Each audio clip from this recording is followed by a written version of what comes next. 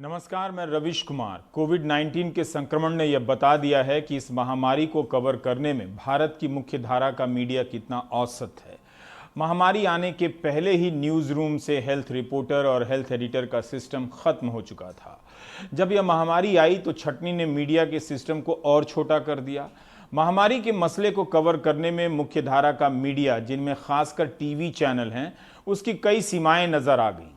यह उसके बस की बात ही नहीं है कि वैज्ञानिकता के साथ इस महामारी को कवर करे। अपवाद को छोड़ दीजिए, क्योंकि अपवाद के नाम पर ही मीडिया अपने दुर्गंध छिपा लेता है। एक छोटा सा उदाहरण देना चाहूंगा। धूमधाम से कहा गया कि कोरोना के इलाज में जो लोग लगे हैं वो कोरोना वॉरियर हैं, हिंदी में वे कोरोना योद्धा कहलाए। इसलिए उनके सम्मान में सीमा पर तैनात योद्धाओं को आगे किया गया। अस्पताल के बाहर सेना का बैंड बजने लगा और आसमान से फूल बरसाए जाने लगे।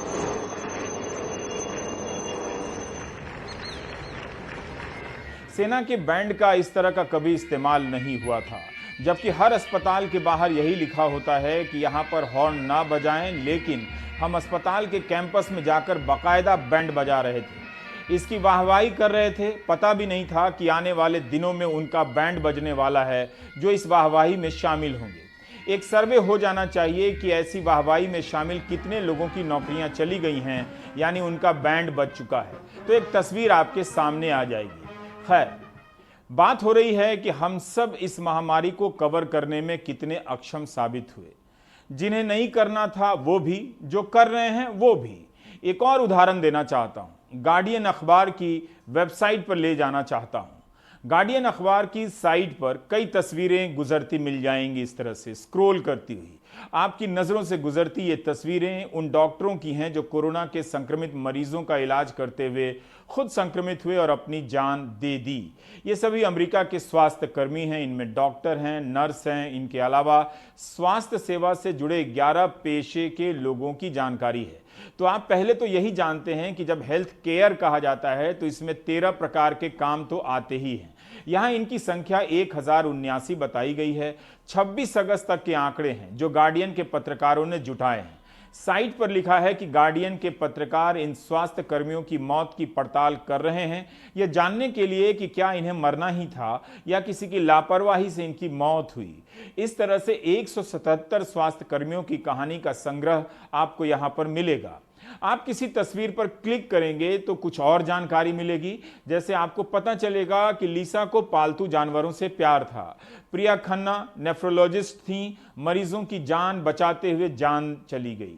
अली यासीन फार्मासिस्ट थे। सैली लारा लैब असिस्टेंट थीं, लेकिन कर्मचारियों की सुरक्षा को लेकर आवाज उठाया करती थीं।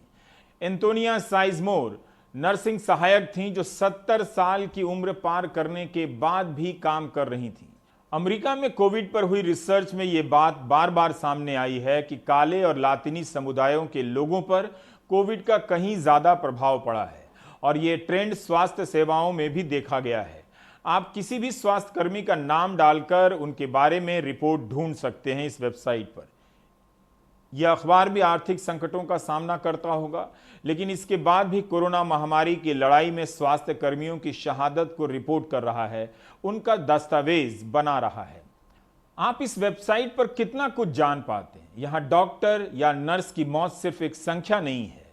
आप इस महामारी में उनके योगदान को समझ पाते हैं, उनसे जुड़ पाते हैं। भारत में शायद ही किसी ने इस तरह का काम किया हो।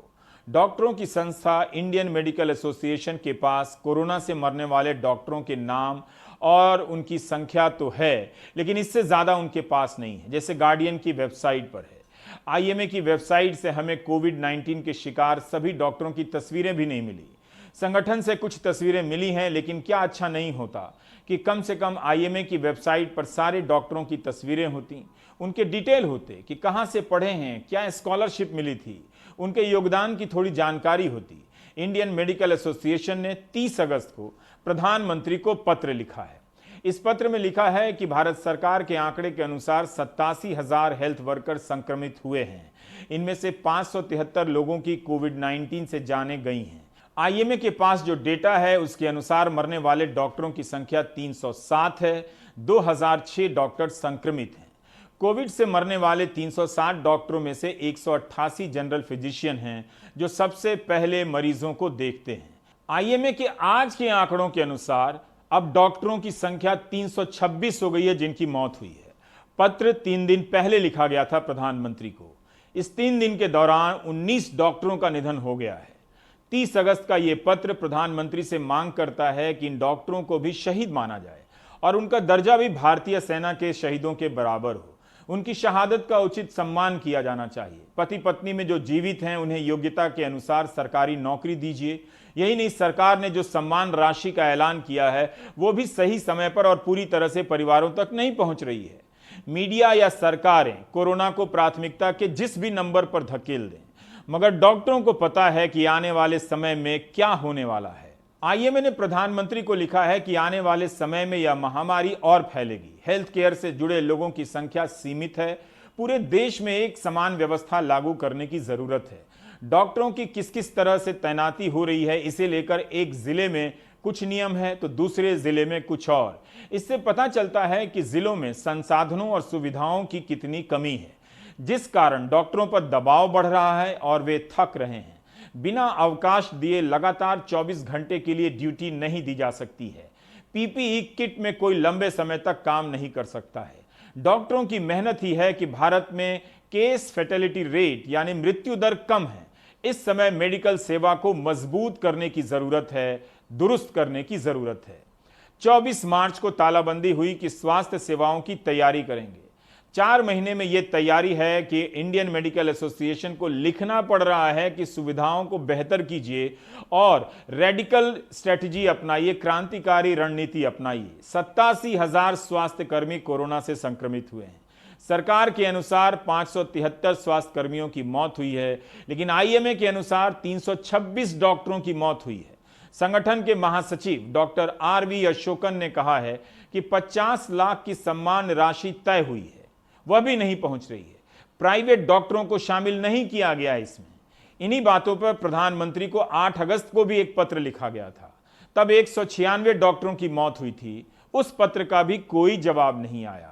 सरकार ने हमारी मांग पे मुआवजा घोषित किया कि जो सरकारी हॉस्पिटल में अब कोविड ड्यूटी में होगा, परंतु कोविड प्राइवेट और सरकारी में कोई फर्क नहीं देखता, जिसी का ये नतीजा है कि आज हम 322 डॉक्टर खो चुके हैं, जिसमें से कितने लोग हमारे प्राइवेट सेक्टर से हैं, जनरल प्रैक्टिशनर्स हैं। इन सब की चीज़ों के तहत हम नेशनल लेवल पे एक मार्टिर का स्टेटस डिमांड करते हैं और मुआवजे की जो भी रकम परिवार की स्थिति को डिसाइड की गई है 50 लाख, उसको बढ़ाना चाहिए और उसमें परिवार को डॉक्टर के जाने के बाद इधर उधर भागना ना पड़े। इसको एक सिस्टमिक वे में लाना चाहिए। यही हमारी माननीय प्रधानमंत्री जी से मांग है। प्रधानमंत्री को लिखने से भी कुछ नहीं हो रहा है। कोरोना योद्धा को हम इतनी जल्दी भुला देंगे, मुझे तो पूरा यकीन था, लेकिन लगा कि जब सिस्टम इतना कार्यक्रम कर रहा है, दावे कर रहा है, तो शायद वो लंबे समय तक याद रखे। डॉक्टरों की शहादत पर बात कर रहा हूं। सोचिए, हमारे समाज के प्रतिष्ठित तबकों में से एक है। इनके बगैर काम ना चले। निजी समृद्धि से लेकर राजनीतिक दलों में इनकी पहुंच है। तब भी समाज के इस हिस्से ने अपनी आवाज खो दी। इसी दौरान कोरोना के काल में अपना प्रभाव और सम्मान दोनों खो दिया। आईएमए के आज के आंकड़े के अनुसार 2026 डॉक्टर संक्रमित हो चुके हैं और 326 की मौत हो चुकी है, पहले भी बताया आपको। मगर उनके बारे में, उनकी शिकायतों और पत्रों के बारे में कुछ नहीं हुआ। इन 2026 में से 956 प्रैक्टिसिंग डॉक्टर संक्रमित हुए हैं, 771 रेजिडेंट डॉक्टर संक्रमित हुए हैं, 299 हाउस सर्जन संक्रमित हुए हैं। 2026 में से 326 डॉक्टरों की मौत हो चुकी है जो संक्रमित हुए थे। अब आपको बताते हैं सबसे ज्यादा डॉक्टरों की मौत किस राज्य में हुई है। तमिलनाडु में सबसे ज्यादा 57 डॉक्टरों की मौत हुई है। आंध्र प्रदेश में 39, गुजरात में 37, महाराष्ट्र में 34, कर्नाटक में 25, पश्चिम बंगाल में 24, बिहार में 23, उत्तर प्रदेश में 21, दिल्ली में 12, मध्य प्रदेश में 10, तेलंगाना में 8, ओडिशा और हरियाणा में 6 डॉक्टरों की मौत हुई है। जब माननीय प्रधानमंत्री ने हमारे पूरे देश का नेतृत्व करते हुए हमारे लिए थाली और ताली बजवाई थी, वो इसलिए था कि हमारा मनोबल बढ़ाने के लिए, क्योंकि एक गंभीर चुनौती थी और हम उस चुनौती पे खरे भी उतरे हैं। अगर मेरे एक साथी गुजरात में अपने आप कोविड से, जिस आईसीयू में था, कोविड से पड़ा था, उसने उसी आईसीयू में दूसरे कोविड पेशेंट को ट्यूब डाल के वेंटिलेटर पे डाला, हालांकि आज वो हमारे बीच नहीं है। ऐसे कई ऐसे साथी हैं जिन्होंने मरीज को बचाते बचाते अपनी जान बचाई है। परंतु जब ये स्थिति अलग अलग राज्यों में जाती है वो वैसी नहीं है। एक डॉक्टर की मृत्यु पर कहीं किसी स्टेट में, कुछ चंद स्टेट में, ये नहीं कह रहा हूं, कोई संज्ञान भी नहीं लिया जाता। सो मैं आज इस सारे उसमें कहना चाहूंगा, one nation one set of guidelines. डॉक्टरों की सुरक्षा के लिए सरकार को एक कमेटी गठित करनी चाहिए, जिसमें पीपी किट्स में हम वर्ल्ड के सेकंड बन गए हैं, परंतु क्वालिटी ऑफ पीपी किट्स को रिविजिट करना चाहिए और डॉक्टरों के लिए सुरक्षा के लिए जितना यथार्थ किया जा सके, एक डॉक्टर कई जान बचा सकता है। हमने आपको प्राइम टाइम के कई एपिसोड में बताया है कि बिहार के 20 जिलों के सरकारी अस्पतालों में वेंटिलेटर नहीं है। मार्च 2018 में जदयू के विधायक गिरधारी यादव ने विधानसभा में यह सवाल किया था।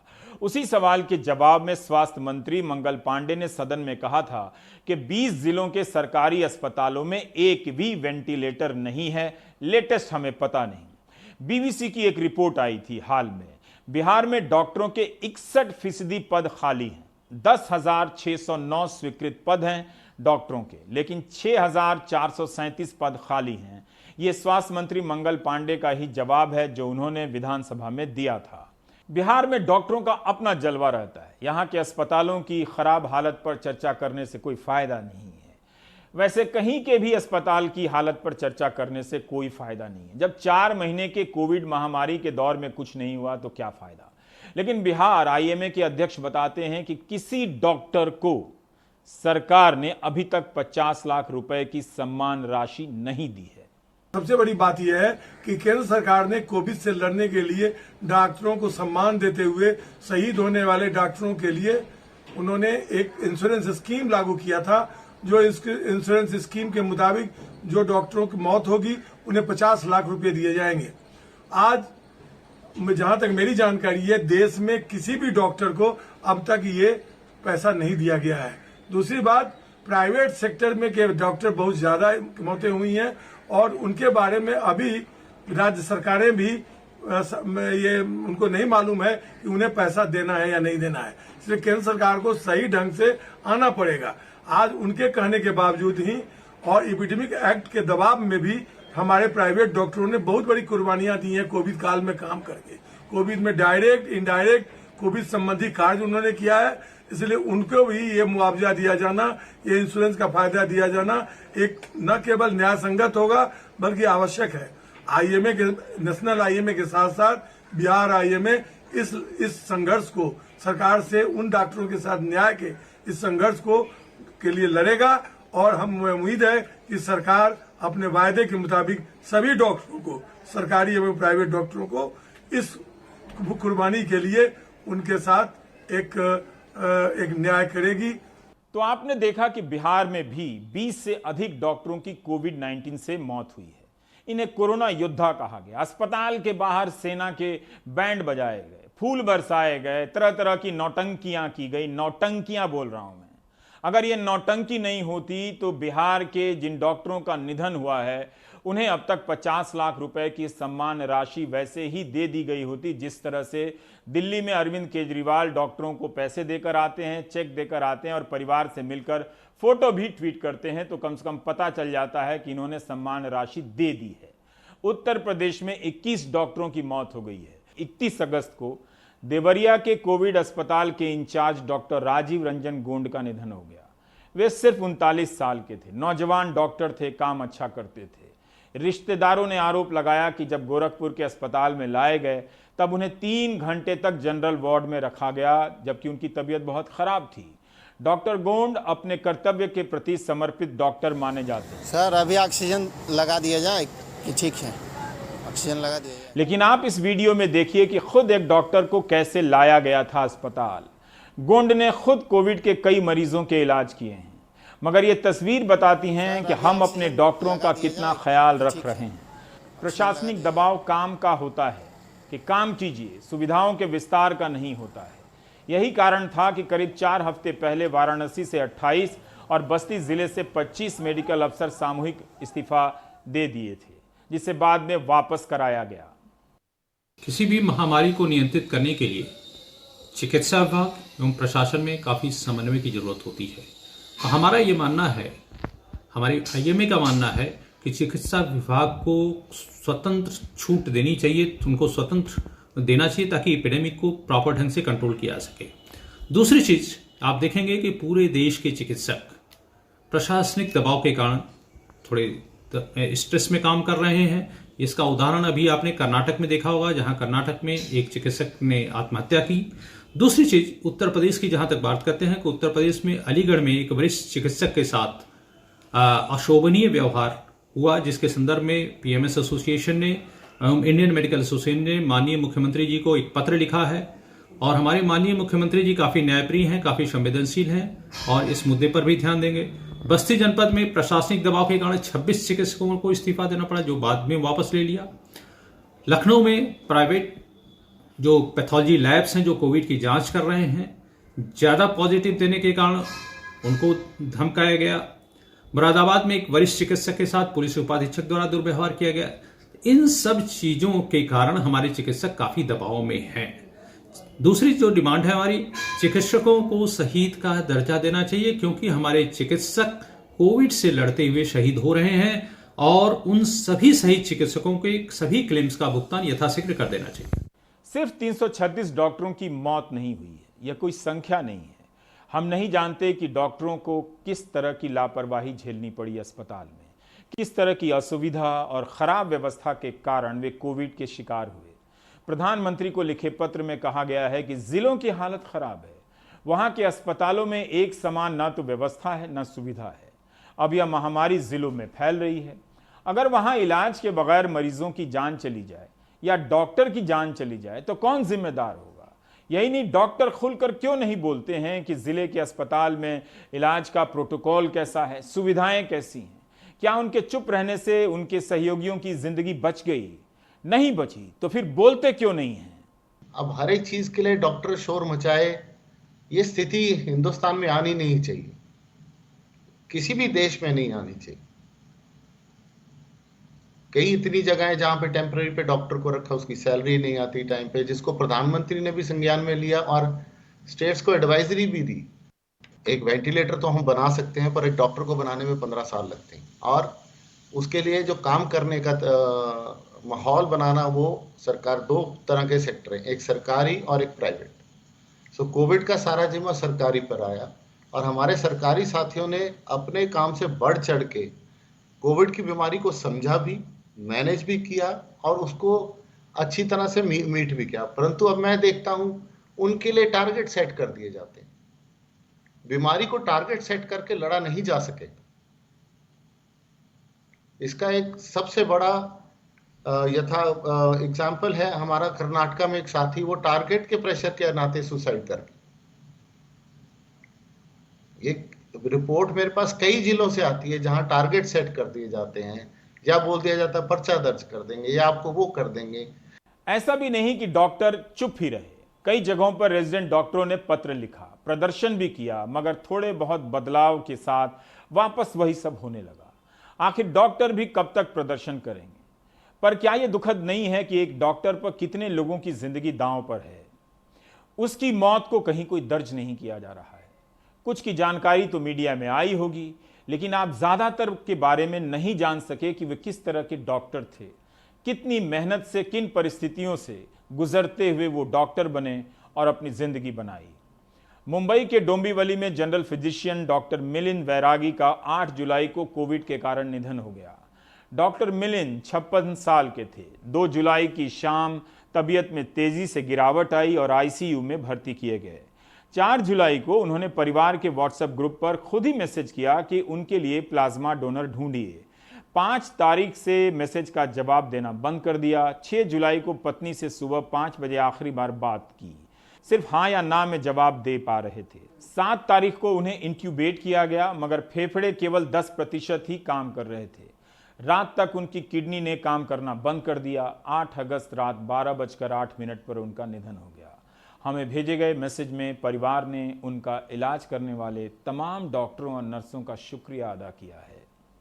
महाराष्ट्र से अब बिहार चलिए। 29 साल के doctor Deepak Kumar Medica heart अस्पताल के आईसीयू में काम करते थे। वे इलाज के लिए पटना एम्स में भर्ती हो गए क्योंकि उन्हें कोविड हुआ।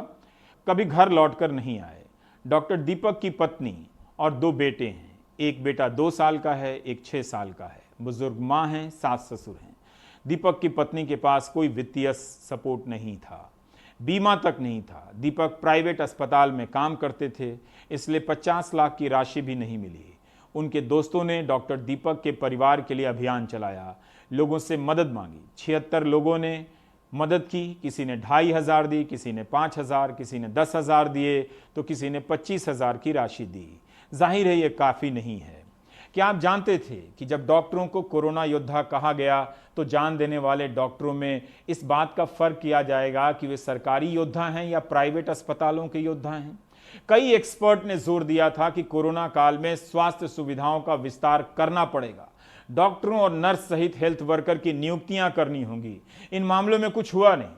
भारत में कोरोना से पिछले 24 घंटे में 1045 लोगों की मौत हुई है, जो सुबह 9 बजे का आंकड़ा आया है। आज 66,333 लोग इस महामारी के शिकार हो चुके हैं। 66,333 लोग मर चुके हैं।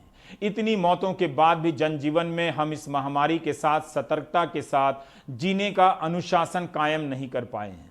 देखते देखते संक्रमित मामलों की संख्या 37 लाख के पार जा चुकी है। इन संख्याओं से गुजरते हुए अब कुछ भी नया नहीं लगता है, लेकिन महामारी की चपेट में आने वालों के संपर्क में तो होंगे आप, तो आपको पता चल रहा होगा कि इसे लेकर सतर्कता की कितनी आवश्यकता है। हिंदू बिजनेस लाइन में एक अमेरिकी अध्ययन की रिपोर्ट छपी है। मुंबई से पीटी ज्योति दत्ता ने यह रिपोर्ट फाइल की है। इसके अनुसार अगर हम सख्ती से मास्क लगाएं और जहां पर यह महामारी फैलती है उस छोटे से इलाके को कंटेनमेंट जोन में बदल दें, काम करें, तो 2 लाख लोगों को मरने से अब भी बचा सकते हैं। अगर लोगों ने देह से दूरी, सख्ती से मास्क लगाना, हाथ साफ करने के नियमों का शिद्दत से पालन नहीं किया तो दिसंबर तक भारत में कोरोना से करीब 5 लाख लोगों की मौत हो जाएगी। यह अध्ययन यूनिवर्सिटी ऑफ वॉशिंगटन के institute for health matrix and evaluation IHME ने किया है। करीब 5 लाख मरने की संख्या तब है जब भारत में अन्य देशों की तुलना में कोरोना से मृत्यु दर कम है। भारत में कोरोना तेजी से फैल रहा है। 10 लाख की आबादी में भारत में कोरोना से 14 मौतें हो रही हैं, जबकि अमेरिका में 526, ब्राजील में 533 मौतें हो रही हैं। अगर भारत के लोग सख्ती से मास्क लगाने और दूरी के नियमों का पालन करेंगे तो 1 दिसंबर तक मरने वालों की संख्या 2,91,000 के आसपास पहुंचेगी। अगर नहीं तो 5 लाख। इस लिहाज से 2,91,000 भी छोटी संख्या नहीं है। जिस तरह से हर दिन 900 से 1000 लोगों की मौत हो रही है, उसे देखते हुए इस अनुमान को आप खारिज नहीं कर सकते हैं। बहुत से लोग मास्क को नाक के नीचे पहनने लगे हैं। उनकी आदतों में कोरोना को लेकर सतर्कता मार्च के महीने जैसी अब नहीं है। अगर यही स्तर रहा तो दिसंबर तक भारत में कोरोना से 5 लाख लोगों की मौत हो सकती है। इस समय सिर्फ महाराष्ट्र एक ऐसा राज्य है जहां कोरोना से 10,000 से अधिक की मौत हुई है। यूनिवर्सिटी ऑफ वॉशिंगटन के अनुसार दिसंबर तक भारत में 10,000 से अधिक मौतों वाले राज्यों की संख्या 13 तक हो जाएगी। हिंदू बिजनेस लाइन की रिपोर्ट में लिखा है कि यूनिवर्सिटी ऑफ वॉशिंगटन के अनुमानों में 10 हफ्ते के औसत से 20% की चूक हो सकती है। आप खुद भी हिसाब लगा सकते हैं। सितंबर में अगर हर दिन 900 लोगों की मौत हो रही है तो इस एक महीने में 27,000 लोगों की मौत हो सकती है। अब हम आते हैं दूसरी रिपोर्ट की तरफ, डॉक्टर कफील खान की कहानी की तरफ। ये भी एक डॉक्टर हैं। ईश्वर से प्रार्थना कीजिए कि आपके साथ ऐसा ना हो जैसा कफील खान के साथ हुआ। एक भाषण के आधार पर गैर कानूनी तरीके से राष्ट्रीय सुरक्षा कानून लगा दिया गया, एनएसए। अदालत ने कहा है कि गैर कानूनी तरीके से लगाया गया है, जबकि इनके भाषण में कुछ भी ऐसा नहीं था, देश के खिलाफ नहीं था, बल्कि मोहब्बत का पैगाम था, अहिंसा की बातें थीं। लेकिन फिर भी इस डॉक्टर को 200 दिन जेल में बिताने पड़े और जमानत ना मिले, इसलिए इसके खिलाफ एनएसए लगा दी गई। डॉक्टर कफील खान बाहर आए हैं तो उनसे अक्षय ने बात की है, सुनिए क्या कह रहे हैं। आखिरकार 7 महीने मथुरा जेल में रहने के बाद आज डॉक्टर कफील खान की रिहाई हो चुकी है। इलाहाबाद हाई कोर्ट के ऑर्डर के बाद एनएसए हटाने की जो बात करी गई थी, उनको रिहा करने की बात करी गई थी, वो अब पूरी हो चुकी है, क्योंकि डॉक्टर कफील खान हमारे साथ इस वक्त मौजूद है, उनको रिहा कर दिया गया है। तो उन्हीं से बात करेंगे कि क्या अब उनका कहना है, वो क्या करना चाहते हैं आगे। लेकिन सबसे पहले सर मैं आपसे बस यही नगरी में राधे राधे सबसे पहले सर मैं सबसे पहले आपसे यही जानना चाहता हूँ कि ये जो 7 महीने थे काफ़ी मुश्किल रहे आपके लिए, क्या क्या समस्याएं रही इन 7 महीनों? 7 महीनों से पहले मैं वो आपको स्टार्ट करूंगा। 29 जनवरी को जब मुझे एयरपोर्ट से एसटीएफ ने अरेस्ट किया था, उस वक्त से लेके अगले 5 दिनों तक जो टॉर्चर मेरे साथ, मेरी लाइफ के साथ हुआ, ना मुझे खाना दिया गया, ना पानी दिया गया, और बहुत से वियर्ड क्वेश्चन पूछे गए, जैसे आपने कोई पाउडर इजाद किया है जिससे करोड़ों लोग मर जाएंगे, क्या आप जापान गए थे, आपने सरकार को गिराने की कोशिश की थी, पासपोर्ट मेरा जुडिशियरी के पास है, मैं जापान कैसे जा सकता हूँ, मैं कौन सा पाउडर ऐसा इजाद कर सकता हूँ, इस तरह के एलिगेशन लगाए गए मेरे पर। 7 महीने मेरे लिए, ना मेरे साथ साथ मेरी पूरी फैमिली के लिए बहुत दर्दनाक थे। कहते हैं ना कि मैंने रामायण देखी, रामायण में श्री वाल्मीकि जी श्री रामचंद्र जी से कह रहे थे कि राजा को राजधर्म निभाना चाहिए, राज हट नहीं करना चाहिए, पर यहाँ मेरा राजा राज हट भी नहीं है, बाल हट कर रहा है।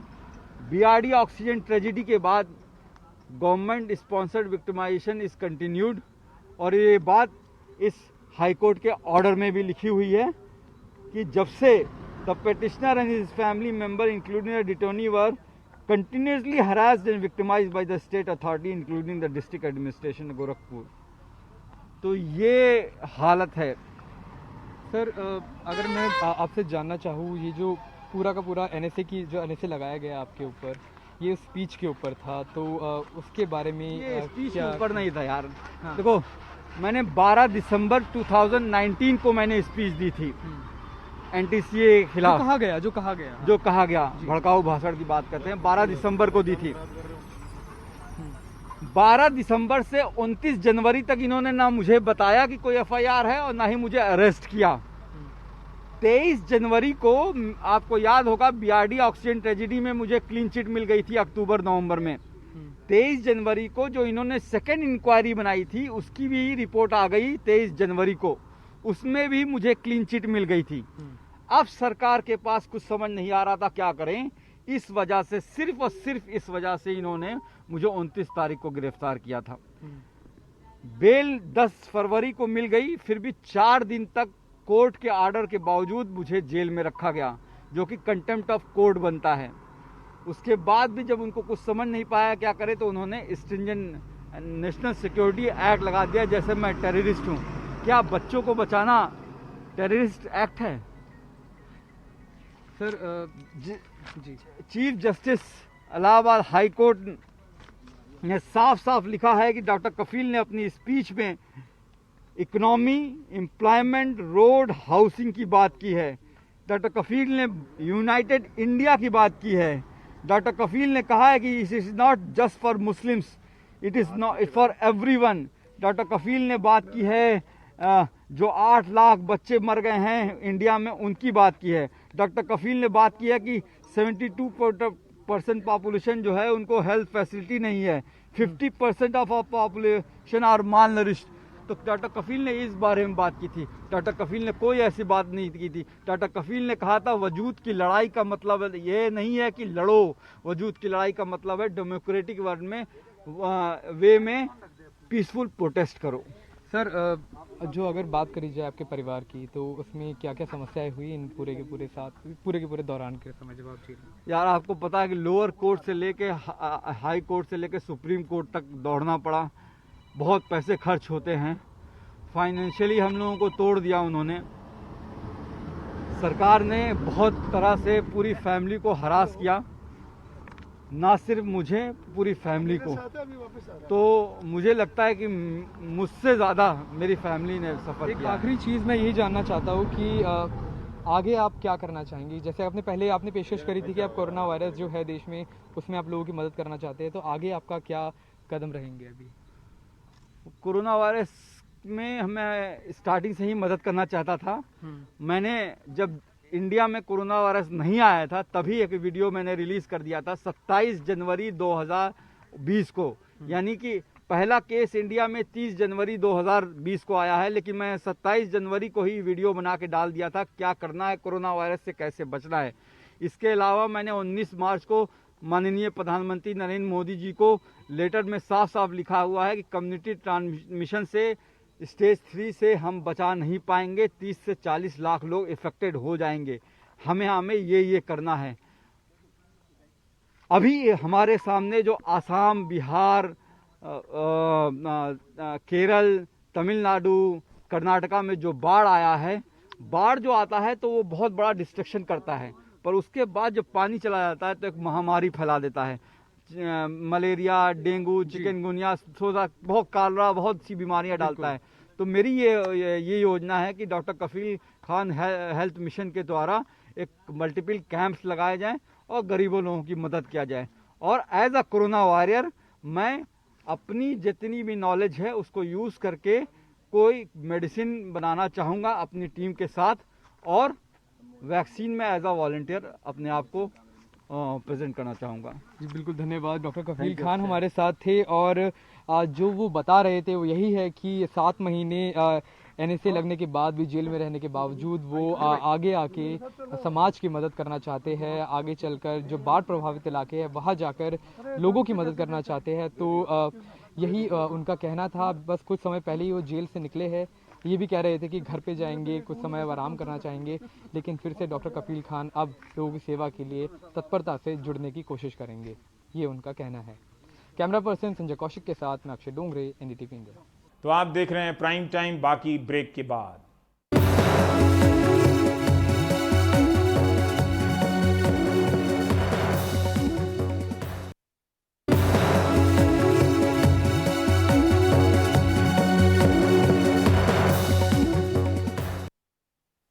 देश की GDP -23.9% हो गई है, लेकिन इसी आर्थिक संकट के बीच प्रधानमंत्री केयर फंड में 5 दिन में 3,000 करोड़ से ज्यादा के फंड आ जाते हैं। यह चमत्कार आखिर हो कैसे रहा है? लोगों के पास नौकरियां नहीं हैं, लोगों के पास पूंजी नहीं है, लेकिन PM केयर फंड में पैसे पहुंच रहे हैं। क्या PM केयर फंड एक अलग से वित्त मंत्रालय हो जाएगा? सोचते रहिएगा, लेकिन अर्थव्यवस्था की हालत बेहद खराब है। ये रिपोर्ट जरूर देखिए। कोरोना संकट से निपटने को बनाए गए PM केयर्स फंड में पहले 5 दिन में ही 3,076 करोड़ रुपए से ज्यादा दान किए गए।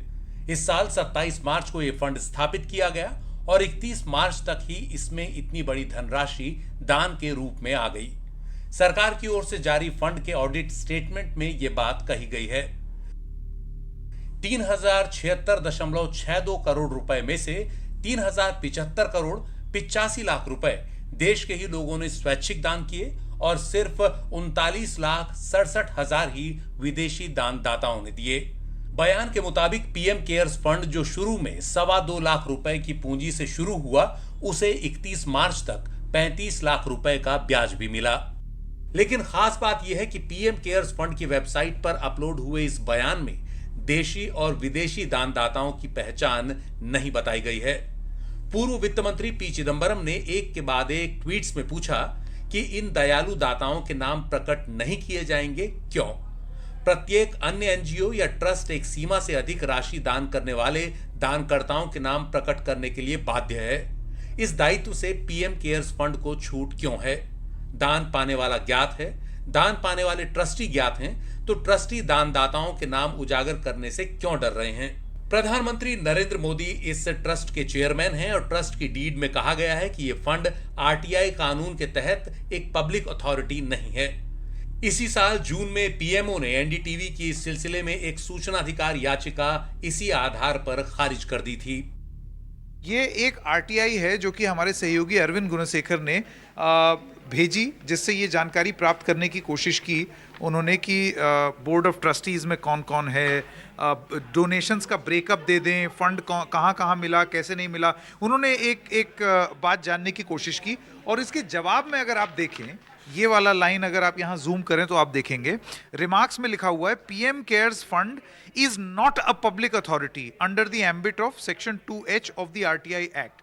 However relevant information of PM Cares you can get from the website pmcares.gov.in। यानी कि ये एक पब्लिक अथॉरिटी नहीं है PM Cares फंड।